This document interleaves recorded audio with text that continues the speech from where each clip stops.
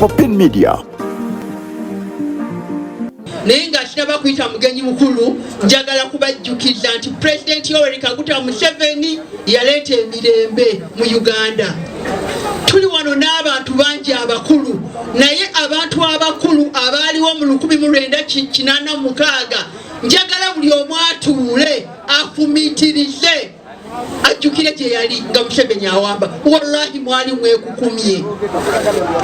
mwekukumye mwava ku ttale okukomawo mu mayumba gammwe ng'omununuzi ayingiddewo. N'olwekyo temwerabira eddembe lye tulina mu Uganda temulitwala ng'ekyokwejalabya. Eddembe lino abantu baayiwa omusaayi okulireeta. Amawanga mu Africa galwanagana, Congo balwana, Sudan balwana, Ethiopia balwana, wano mu Uganda batuwadde n'ekifo nambeemu okubeera nga ffe tuyina barifugee oba babundabunda. Bonna bali wano lwakubanga tukola ki? Lwakubanga tuyina emirembe, tuyina eddembe. N'olwekyo eddembe lino temulitwala ng'ekyokwejalabya. Eddembe lino President Museveni ye yalireeta kati Allah kyamututeereddewo alikuume. N'olwekyo tulikuume nga butiribiri. Mujja kuddira omuntu atamanyi na kupanga shashi mu mundu mu Kalulu. Kati oba anakuuma atya ebintu byaffe. Banaga bino ebintu si byabakyali. Nze mbagamba amazima. Bino ebintu bya bulamu.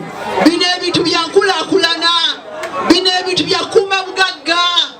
N'olwekyo mujja kuddira omuntu atamanyi na kookinga mundu atagenda kutukuuma mumuleete ate eggwanga lyaffe likole ki?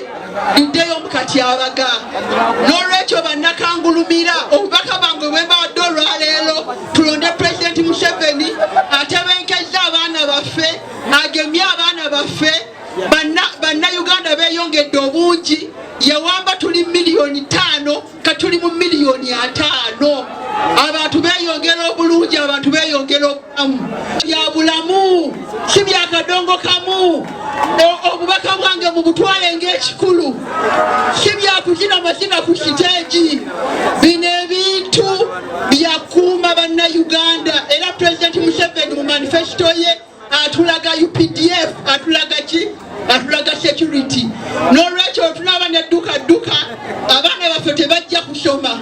Nawano wetutudde tetujja kutuulawo nga tuli muki? Nga tuli mu dduka. N'olwekyo tebabawuddiisa tebabakola ki? Tuli wano ku lwa mirembe. Akitegedde akoze eki? Akitegedde era yeebale okukitegeera. Njagala kulikogonizinga